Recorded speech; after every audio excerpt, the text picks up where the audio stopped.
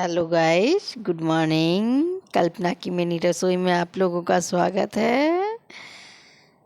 चलिए, मैं आज आपको अपने बारे में कुछ बताती हूँ। मेरा नाम कल्पना है और मेरी दो प्यारी प्यारी सी बेटियाँ हैं।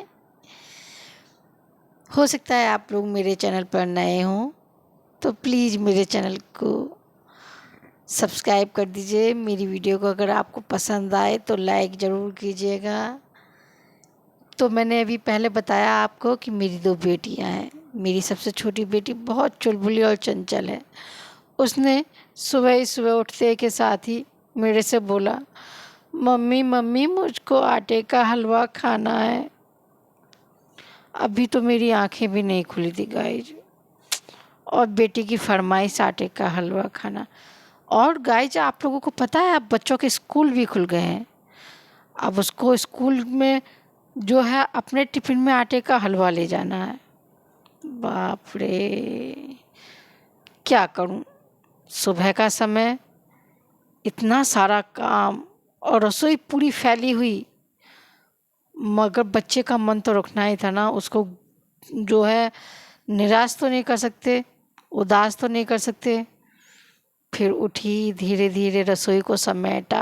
इतनी गंदी हो रही थी रात के समय, मैं ज़्यादा थक गई थी और मैं रसोई को ढंग से साफ नहीं करके सोई।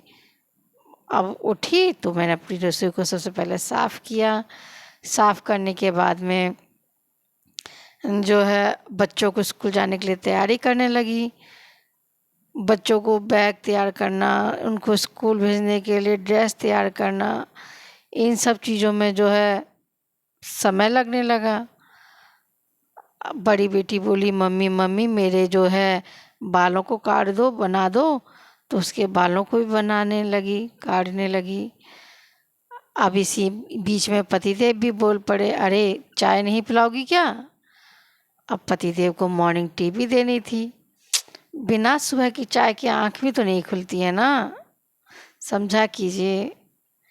फिर पतिदेव को चाय भी बनाकर पिलाई, और फिर ऐसे ही जो है बच्चों को फिर सुबह का नाश्ता भी देने लगी। भाई स्कूल जा रहे हैं बच्चे, अब आप लोगों को तो पता ही है, स्कूल जाने से पहले बच्चों को अगर सही ढंग से नाश्ता ना दो, उनका पेट ना भरो, तो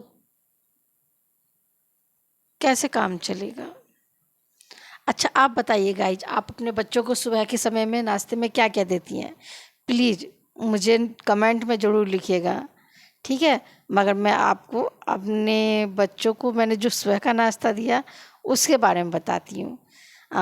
मैंने एक एक गिलास तैयार किया दूध का, उसमें एक एक चम्मच बोर्नवीटा डाला, और साथ ही जो है मेरे बच्चों को सुबह के समय में ब्रेड वगैरह ज़्यादा पसंद नहीं आते हैं, तो घर में एप्पल रखे हुए थे तो मैंने उनको एप्पल काट कर दिए। और मेरी बेटी को ओरियो के बिस्कुट बहुत पसंद है, तो मैंने अपनी बेटी को ओरियो के बिस्किट भी खाने के लिए दिए। मम्मी मेरी बेटी बोली, मम्मा वाह यम्मी। बस इसी में ही मेरी बेटी का पेट भर गया। और इतनी देर में पतिदेव ने भी तारीफ की कि भाई तुमने चाय बहुत अच्छी बनाई है। समझी, सुबह का समय हो गया, अब वो चलें, अब अपने आटे के हलवे की प्रिपरेशन करनी शुरू कर दें। भाई आटे का हलवा भी तो बनाना था ना। फिर क्या था, शुरू कर दिया कढ़ाई में आटा डालकर उसे भूनने में। आप लोगों को तो पता ही है आटे के हलवे में भूनने में कितनी मशक्क़त लगती है।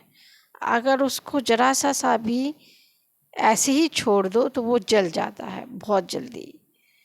और अगर उसमें घी की मात्रा सही ना रखो तो उसमें गांठें पड़ जाती हैं, वो ढंग से भुनता नहीं है।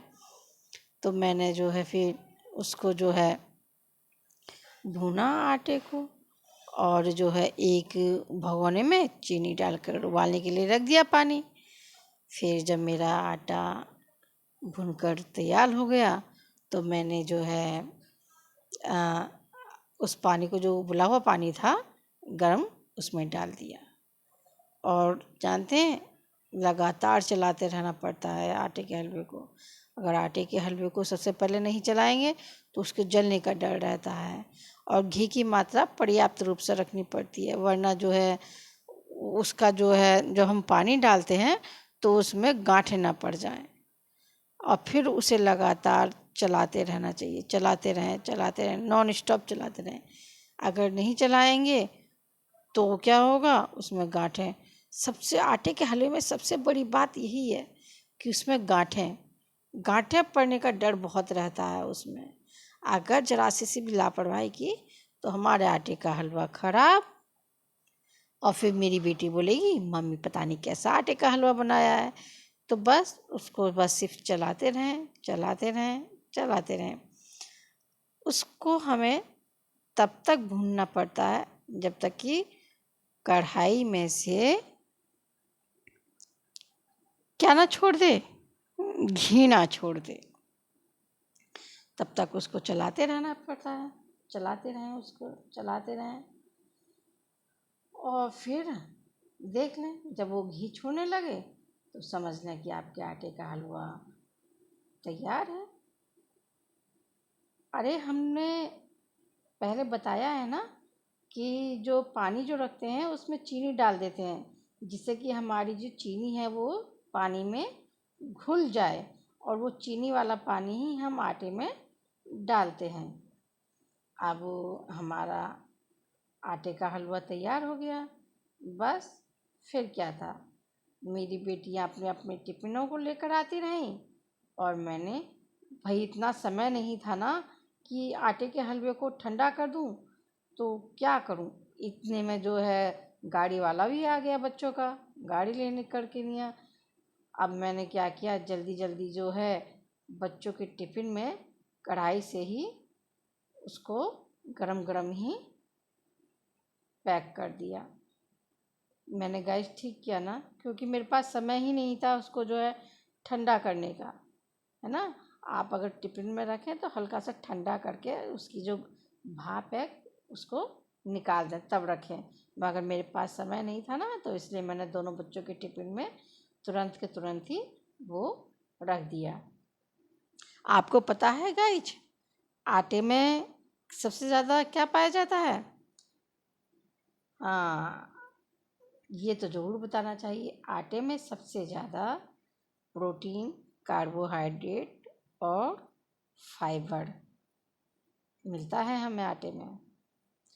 और शुद्ध देसी घी में क्या मिलता है? ये आटा मैंने, जानते हैं, शुद्ध देसी घी का बनाया, जो मैं खुद अपने घर में तैयार करती हूँ।